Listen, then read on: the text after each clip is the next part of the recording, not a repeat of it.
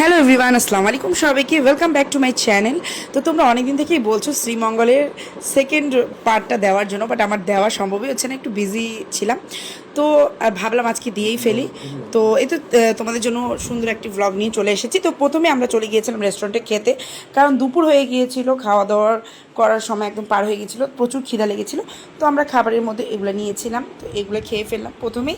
তারপর এখানে মাছ নিয়েছিল ওয়ানের পাপা, রুই মাছ ছের ভুনা, তো ওটা ওয়ানের পাপা খেলো। আর আমরা ভর্তা ভাত রিজিক হোটেলে, তোমরা শ্রীমঙ্গল গেলে এই হোটেলে খেয়েও।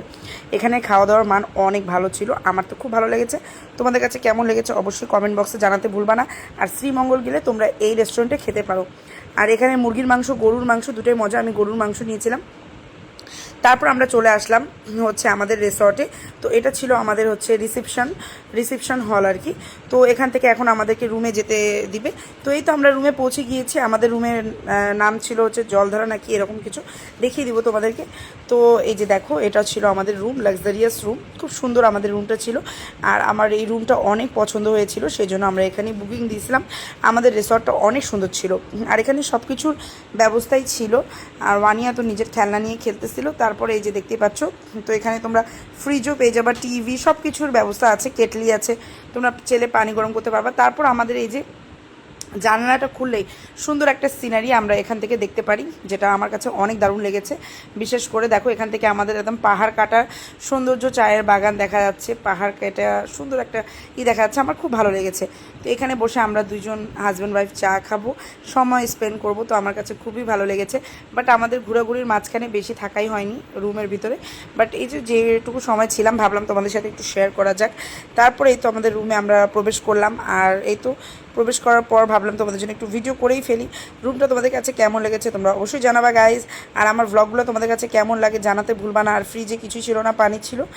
আর তারা একটু পরপর টি, চা, এগুলো সব কিছু আর কি, কফি সার্ভ করছিল আমাদেরকে। তো তাদের ব্যবস্থা ভালোই ছিল, আমার কাছে ভালোই লেগেছে। আর তাদের রুমটাও অনেক সুন্দর, ক্লিন, আর খুব ভালো ছিল। ঠিক আছে, তারপর আমি এখানে বসে গেলাম। ওয়ানিয়াও একদম উড়াধুরা খেলা শুরু করে দিল, আর আমি এখানে বসছি একদম সুন্দর একটু ওয়েদারকে উপভোগ করছিলাম, যেহেতু প্রকৃতির কাছে একদম। শ্রীমঙ্গল মানেই হচ্ছে প্রকৃতির কাছে একদম চলে যাওয়া। তারপর তোমাদেরকে ভাবলাম ওয়াশরুমটা দেখে দিই। তাদের ওয়াশরুমটা অনেক সুন্দর ছিল, আমার কাছে তো অনেক ভালো লেগেছে।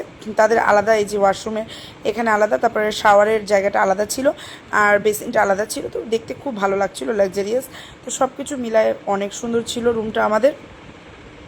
তো আমি ভাবলাম তোমাদের কাছে এক একটা করে করে আর কি পার্ট দিতে থাকি সিরিয়াল বাই, যাতে তোমরা মিস না করো। তারপর ওয়ানিয়া এখানে বসে খেলাধুলা করছিল, দেখতেই পাচ্ছ। তো ওয়ানিয়াও মাশাআল্লাহ অনেক এনজয় করেছে। আর আমরা বসে বসে, ঠিক আছে, প্রকৃতির কাছে এই যে নেচারগুলো দেখতেছিলাম, কি সুন্দর সিনারি, তাই না? আর এই যে আমাদের ডাইনিংটাও একদম এখান থেকে দেখা যাচ্ছিল। তারপর আমরা এই যে একটু বিকাল হয়ে গেল, এখানে রেডি হয়ে গিয়েছিলাম বিকালবেলার দিকে। তো আমরা এখন যাব ডিনার করতে। তো এই যে ডিনার করার আগে একটু চা নাস্তা খাবো, তো চলে গেলাম। আর এটা হচ্ছে আমাদের ডাইনিং এরিয়া। রুম থেকে বের হয়ে আমাদের ডাইনিং এরিয়াটা আমাদের একদম সামনেই ছিল। আর আমাদের ডাইনিং এরিয়াটা অনেক সুন্দর, ভাবলাম তোমাদের সাথে শেয়ার করি। অনেক দিনরাত্রি রিসোর্টে আসলে তোমরা এই সুন্দর একটা ডাইনিং পেয়ে যাবা। আর এখানে অনেক টিকটক করে, যারা টিকটক করে, ঠিক আছে, আমিও করলাম। তো এখানে তোমরা চাইলে অনেকগুলো ভিডিও শ্যুটও করতে পারবা। জায়গাটা খুব সুন্দর ছিল, অন্ধকারের মধ্যে এই যে লাইট, এই সিনারিগুলো খুব ভালো লাগে। তো আমরা হেঁটে হেঁটে চলে যাচ্ছিলাম আর কি আমাদের ডাইনিং এরিয়াতে। আর আমাদের ডাইনিং এরিয়াটাও মাশাআল্লাহ খুব সুন্দর, খোলামেলা ছিল। মশার একটু প্রবলেম হবে, বাট খুব খোলামেলা আর খুব সুন্দর ছিল। তো আমরা এখানে চলে আসলাম। তোমরা এখানে চাইলে বাইরে থেকেও খাবার অর্ডার করতে পারো, আর চাইলে তাদেরকে আগে থেকে বলে দিতে হবে, তাহলে তারা তোমাদেরকে খাবার রেডি করে দিয়ে দিবে। ঠিক আছে, তো এই তো আমরা প্রথম দিনে আমরা বাইরে থেকেই খাবার অর্ডার করেছিলাম। চামু একটা রেস্টুরেন্ট ছিল, সেটা তোমাদের সাথে আমি আগেও শেয়ার করেছি ব্লগে। তো ওখান থেকে আমরা অর্ডার করেছিলাম, আর তাদের খাওয়া দাওয়ার মান অনেক ভালো। আর রেস্টুরেন্টটা দেখতে অনেক সুন্দর, সেটা তোমাদের সাথে আমি শেয়ার করেছি। আর দেখো, রাতের ঝিলমিল আকাশে এই যে চাঁদ দেখা যাচ্ছে, চাঁদ মামা উকি দিচ্ছে, দেখতে খুব ভালো লাগছিল, তাই একটু নিলাম আর কি বাঁশবাগানে। তারপর ওয়ানের পাপা একটু চা করেছিল, যেহেতু আমরা চা খাইনি। তো তারপর তোমাদের ভাই আমার জন্য চা বানিয়ে দিচ্ছিল, তো চিনি মিক্স করে আর কি। তো আমরা 2 কাপ চা খেলাম, চা না খেলে আমাদের একদমই ভালো লাগে না। তো ভাবলাম একটু চাটাও খেয়ে ফেলি। তারপর আমাদের ডিনারে চামুং থেকে অর্ডার করেছিলাম, তো এগুলোই চলে আসছে, ভর্তা, সব ধরনের মুরগির মাংস, ডাল আর ভাত। তো এগুলোই ছিল, আরও অনেক কিছুই ছিল মনে হয়, তোমাদেরকে এক এক করে সব দেখিয়ে দিব। তো সব কিছু মিলাই তারপর ওয়ানিয়া এখানে ফোন দেখছিল। তো আমি খেতে বসে গেলাম। খাওয়ারের মান অনেক ভালো ছিল আর টেস্টও অনেক বেটার ছিল। সবগুলো ভর্তাই খুব মজা ছিল। বাইরে গেলে শ্রীমঙ্গলের মতো ট্যুরে গেলে তোমরা অবশ্যই ভর্তাগুলো ট্রাই করতে পারো, কারণ এখানে ভর্তা ভাত খেতে দারুণ মজা লাগে। আর মুরগির মাংস থাকলে তার কথাই নেই।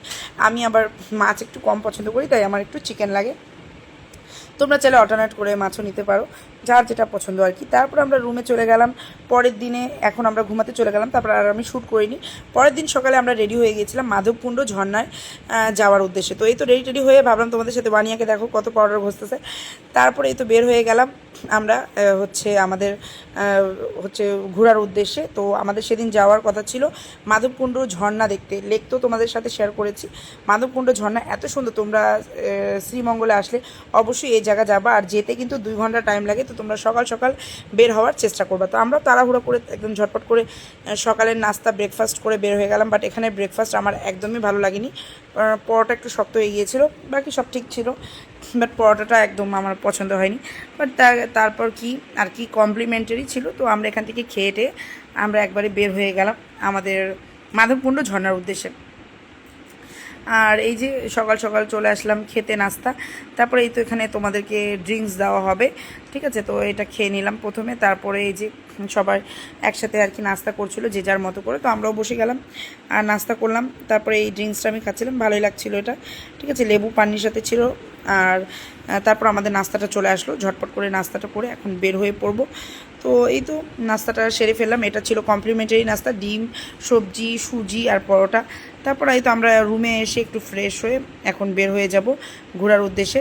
তো আমরা এই তো বের হয়ে গেলাম সব নিজের জিনিসপত্র নিয়ে, যেহেতু ওয়ানের পাপারা সবাই ঝর্ণার ওখানে গোসল করবে।